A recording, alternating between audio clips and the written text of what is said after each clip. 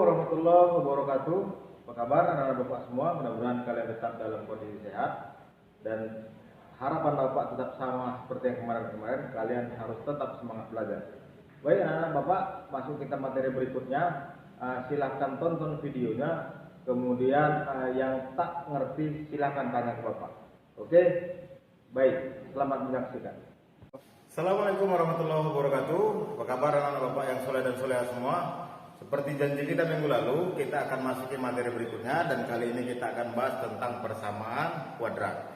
Persamaan kuadrat ini kalau kita lihat bentuk umumnya maka harus pangkat 2. Seperti ini ya anak. Jadi AX kuadrat ditambah BX ditambah C sama dengan 0. Dari bentuk umum ini kalian harus fokus kepada tempat. Misalnya A itu untuk angka yang di depan X kuadrat, atau istilah matematikanya di depan koefisien X kuadrat.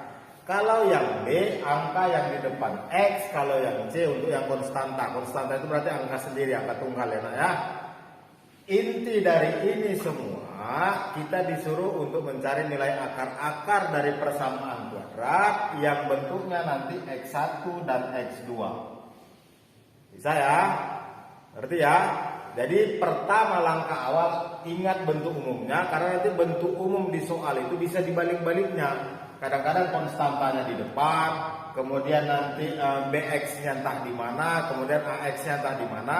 Tapi kalian harus tetap fokus kalau yang di depan X kuadrat namanya A, yang di depan X namanya B, yang angka sendiri namanya konstanta atau C. Oke? Baik, kita lanjut. Menentukan akar-akar persamaan kuadrat itu nanti kita masuk kemari ya nak. Tadi Bapak bilang inti dari ini semua adalah mencari akar-akar persamaan kuadrat yang bentuknya nanti X1 dan X2. Dan untuk menentukan akar-akar persamaan kuadrat itu nanti caranya ada 3. Ada memfaktorkan, ada kuadrat sempurna, ada rumus ABC. Dan dalam kesempatan ini kita akan kupas 3 cara ini. Kita akan gunakan 3 cara ini untuk mencari akar-akar persamaan kuadrat tadi yang bentuknya X1 dan X2. Kita mulai dari yang pertama, memfaktorkan. Memfaktorkan itu bentuknya nanti ada 3, tergantung dari persamaan kuadratnya. Ada yang AX kuadrat ditambah BX ditambah C sama dengan 0, tapi A-nya sama dengan 1. Jadi kalau bentuknya nanti bentuk soalnya itu nanti kira-kira misalnya X kuadrat dikurang 4X dikurang 5 sama dengan 0. Ini sama dengan 1 X kuadratnya. Untuk yang X kuadratnya sama dengan 1, ini nanti caranya ada tersendiri. Dan itu mau kita bahas nanti ini satu-satu. Untuk bentuk yang kedua, AX kuadrat ditambah BX ditambah C sama dengan 0. Tapi A-nya tidak sama dengan 1, berarti angka lain selain 1 ya nak. Berarti nanti misalnya ini kira-kira 2X kuadrat dikurang 5X ditambah 7. Atau nanti bisa jadi 3X kuadrat dikurang 10X dikurang 8. Boleh.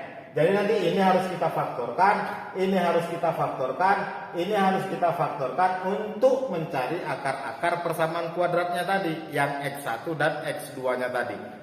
Bentuk ketiga, AX kuadrat dikurang B kuadrat sama dengan 0. Nah, nanti ini 3 bentuk ini yang akan kita bahas satu-satu. Dan kita kupas nanti itu di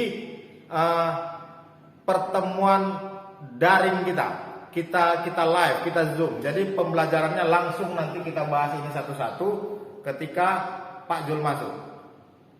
Jelas ya nak?